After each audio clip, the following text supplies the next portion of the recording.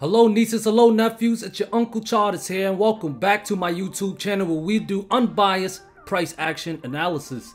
You guys can see here looking at SPY's weekly chart. Got that breakout, guys. I started my bear market trend line starting from all-time highs of last year. Connect to March 2022 high. December 12 high. We got the breakout, guys. That's how I got it set up on the weekly chart. Not sure about other YouTubers, but that's how I have it. But the most important thing besides this green downtrend line I want us to pay attention to is that 50 weekly moving average, which is orange line right here. 50 weekly moving average is at 402.11. It might change a little next week, but it'll be around there. 402, maybe 401.5 zone. Okay, but overall right now is at 402. That's the breakout level based on the 50 weekly moving average, and also this green downtrend line that I have here. Okay, so guys, as always, I'm gonna give you the setups on how to trade this thing, or how I plan on trading this thing next week. So let's prepare.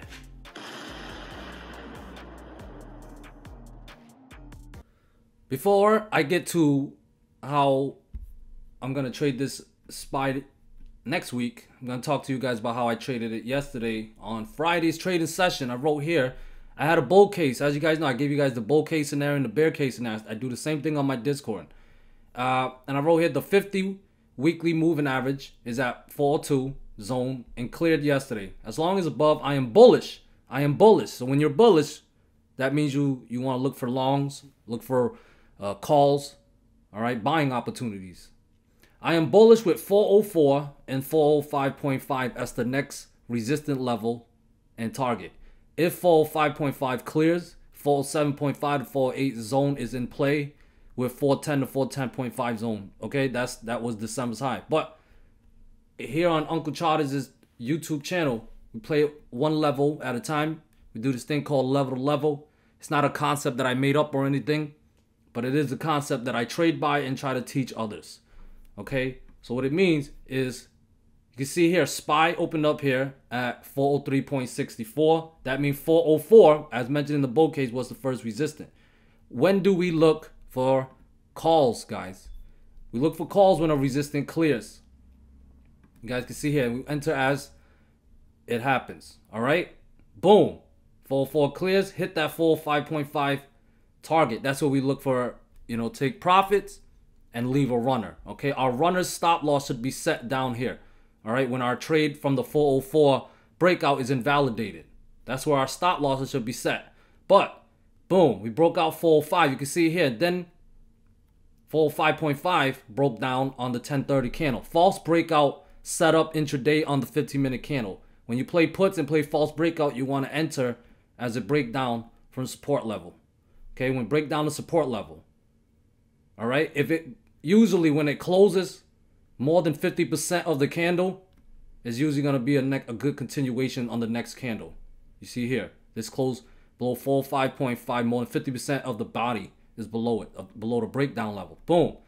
So that was good for a level to level move. Right back down to hit the 404. So if you play this false breakout, that's where you want to take profit. The 404 level, nice $1.50 move. If you're playing with contracts, you know, that's a good percentage gain.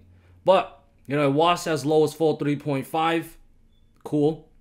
And it did backtest this little bull flag that I had intraday. But overall, 404 target support level defended.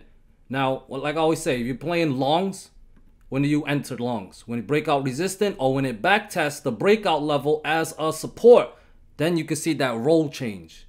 When a resistant level changes to a support level, that's bullish. Okay? When a support level changes into a resistant level, that's bearish. Okay, so anyways, I was able to play these two setups, and after that I had to leave to take my grandma to her appointment.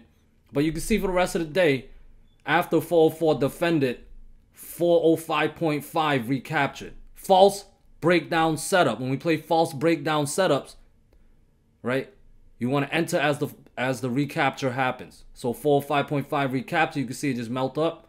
Okay, if you don't enter as it happens, you can enter on the back test of support. That was the 12 o'clock candle.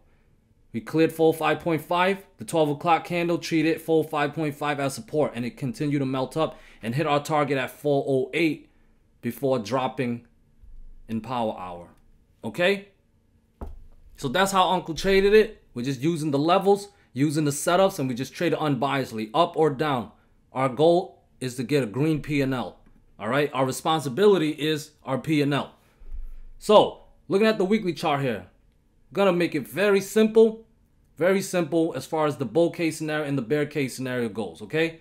Bull case scenario continues as long as above the 50 weekly moving average. Like I said, it's at 402. I encourage you guys to stay bullish as long as above 402. All right? So stay bullish. That means try to avoid puts or shorts until we get the right setups. 404 and 405.5 are above 402.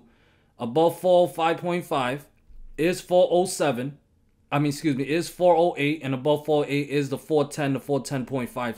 So if it's above 402, just look for the next resistant level. You can look to long when that level clears. All right. If you're bearish, you gotta wait for a false breakout setup. This means when we clear our resistant level and then it breaks back below the breakout level, that's a false breakout. So if you're bearish, you want to see SPY drop back below the 402 level, drop back below the 50 weekly moving average. That's also the bear market trend line that I have here, the green line. Drop back below 402, and it's possible we can start the next leg down. All right? But if 402 is above, remember, I use if statements and then statements. If SPY is above 402, I don't recommend getting bearish just yet. All right? So, yeah, above 410, above 410, 410.5 zone, I do have the 413.8 level. That's a 50% fib level from all-time high down to October low. Okay, if that clears, I'll be very bullish and put upper targets in play. We do have a gap fill around 422-ish. And then another fib level at 429.3-ish. Okay? So above 402, I'm going to say it again. I think I said about 4 times already. Above 402, stay bullish. Bear case starts when 402 fails. And we can target 400, 398.2-ish. Okay? Excuse me, I got it wrong here. Let me correct this.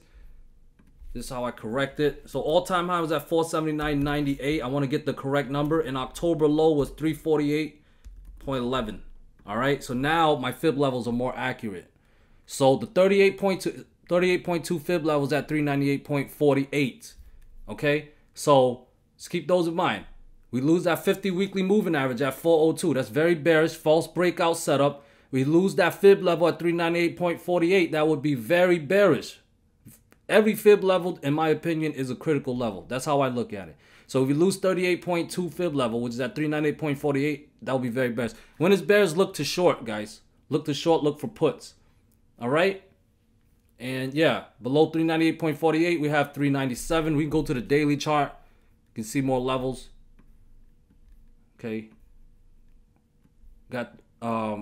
Yeah, we got that fib level 398.48. Then we got my triangle pattern that's now at 396.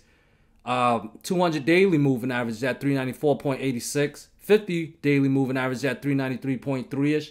Okay, these are support levels that you guys want to look to short when they break down. Okay, so bull case continues above 402. Bear case could possibly start below 402. All right, triple Q, you guys see here, broke out the trend line, the rising channel line. Okay, we also got to close above the 50% fib level from August high down to October low. All right, that 50% fib level is at 394.34. Closed above that.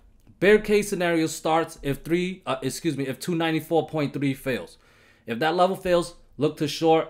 You could possibly go back and test 292, 290. And the support of this rising channel is at 288.2-ish now. 288. Okay, below 288, I would swing puts. All right. You can also try swinging puts if 394.3 fails for a false breakout setup. But just, keep your edge, and your edge comes from your stop loss. and the setups that you take, all right? But as long as 294.34 holds, I recommend you guys staying bullish. The next critical resistance is at 299. If that clears, maybe we can go test 303.7-ish, and we do have a gap all the way up at 308-ish. All right? IWM still closing above that critical fib level at 187.5-ish. Okay, so bear case starts when 185.5 fails, targeting, excuse me, it's not 185, it's 187.5. Okay, IWM critical support levels at 187.5. If that fails, we can go test 186, 184, 182, 181.7, and 180. All right. Now, next resistance is at 190. Must clear to put 193.7 in play with 195.5 and 197 above that. Okay. Tesla, I mentioned to you guys, we cleared a fib level, which is at 159. To stay bullish above on Tesla, as long as above 159. All right. This is also alerted in the Discord. All right, stay bullish as long as above 159. If you guys listen to me, and I'm praying you guys did, that was one hell of a move from Tesla. If you didn't, I pray that you guys respected your stop loss. But I want to zoom out here. So from all-time high for Tesla, all the way down to the recent low back in early January, I have the 23.6 fib level at 175.6. Tesla closed above this fib level yesterday on Friday's trading day. So obviously if it fails, that's a false breakout. 175.6 is support. If it fails, look to short, play the false breakout. Okay? Below 175.6, I have support at one second. It's at 170.5. 167.9, you can round it to 168, 162, and then of course 159. All right, I know I got a lot of lines on here, but just, you know, add my levels to your chart so we can simplify it. Okay, no shorts or puts unless 175.6 fails. If it gaps below 175.6, and just identify the next support and resistance level and play the breakout or the breakdown of that. Okay? As long as above 175.6, I got next resistance at 180, 182.5. We also got pivot high here at 183.6s, 188.7, and the next Fibonacci channel line is at 195.3-ish. Okay? Stay bullish as long as above 175.6. Switch to bearish if that level fails. This is Netflix. Let me put on Apple. Here is Apple. A second close above that 143.5 level. It did test a critical level that I got here, okay? So I got fib levels from here in January, last year's high, down to January of this year's low. So that's a 1 year fib level, one year fib levels here. And the 38.2 fib levels at 146.6. It tested that and it got some rejection, okay? I will only trust rejections when it take out support levels, starting with 143.5. So if Apple breaks and breaks below 143.5, look to short, targeting 142, 140, 137.5, and possibly 134.5 back in play, okay? The next critical resistance that Apple needs to clear is 146.6. It might base, it might chop to build strength to break out. But if it breaks out, that will be bullish, targeting 150, 153.5, 155.5, 158 to 159 zone, and 160.5. Okay? Let's take a look at some inverses. Ooh, look at Lucid. All right, so yeah, VIX hit that 18 support level, gotta bounce. Watch out for these, watch out for the potential double bottom here. Gotta be careful. Usually, what is going on with my arrows? Usually, you know, when the VIX goes up, that will be bearish for the SPY. Okay, so usually we got this double bottom to show follow through. VIX need to recapture 19.5 to put 20.6 and 22 back in play. Okay, if VIX is moving up, watch out for the SPY because it could cause the SPY to drop. You guys already know my bearish setup for SPY, but the VIX can help give you conviction. All right, and DXY is testing that green trend line again that I got, guys. It's been giving us lower highs. It's been giving us lower highs since early January. So I need to see it break out 102.1, break out 102.1, and maybe, just maybe, get some bullish momentum for the DXY and put 103.1, 103.4, and 104.3 resistant levels back in play. Okay, let's end this with the option flow. All right, this filter for 500K premiums or above. 51% are in puts for Friday. Okay, so that's a big difference from the previous days we've seen. So we've seen some calls coming in, but we're still seeing a lot of puts coming in. Okay, this is block order. It's a block order. February 10th expiration date. There's some time. 415 strike price. Over 28,000 in size. 6.6 million. Now, usually block orders aren't aggressive compared to sweeps, but that's still a lot of money. That's still a big size, and it's out the money calls. That's aggressive to me. All right, and we still do have some aggressive puts coming in as well. Now, this is a sweep order. Over 2 million in premium, over 8,000 size, 390 strike price. Some out the money puts for February 17th. Okay, so we're seeing what big money are doing. Triple Q, 71% in the puts. Still, overall majority of the orders going in are bearish on Triple Q. IWM, 53% in the puts. All block orders. And you can see here they're all in the money put, so not very aggressive. Tesla, 74% into calls. That's a big change because all we've been seeing lately are puts. Big amount of puts for Tesla. So this is a difference here. We should take note of that. Apple, 49% in the calls, 51% in the puts. So pretty even with a slight edge for puts. Okay, look at this one that sticks out. Sweeps, 4.9 million in premium, over 14,000 size, 130 strike price for May of 19. Okay, so for all you swing traders out there, definitely worth paying attention to. Okay, and let's end this with the VIX. Got something for VIX. They're all split orders, but over 14,000 contracts are puts, while 13,000 contracts are calls.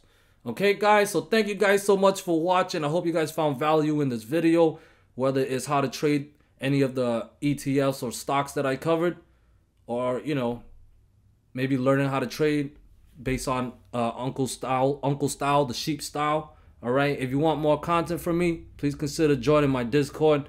It would mean a lot, and I would love to serve you guys at a greater level. All right, have a great weekend. Peace.